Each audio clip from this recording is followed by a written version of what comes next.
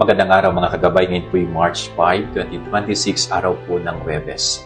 Ako po si Father Marvin at ang ating Ebanghelyo hango sa Ebanghelyo ni San Lucas chapter 16, verse 19 to 31. Ito po ay tungkol sa tinatawag na sin of omission. Anong ibig sabihin po nun, no? Kaya nating gumawa ng mabuti, pero hindi natin ginawa. Kaya nating magbigay, pero hindi tayo nagbigay. Kaya nating tulungan pero hindi po tayo tumulong. No? Yung may kakayanan tayong gawin kung ano ang dapat at mabuti, pero ipinagsawalang bahala po natin yon. No? Katulad sa nangyari sa gospel, may mayaman at may mahirap, pobre. No? Kaya niya sanang bigyan ng pagkain, damitan yung pobre, pero hindi po niya ginawa. Wala po siyang ginawa. Yun po yung tinatawag na sin of omission. Kaya nating maging mabuti pero hindi natin ginagawa. So, napakaganda pong paalala sa bawat isa sa atin.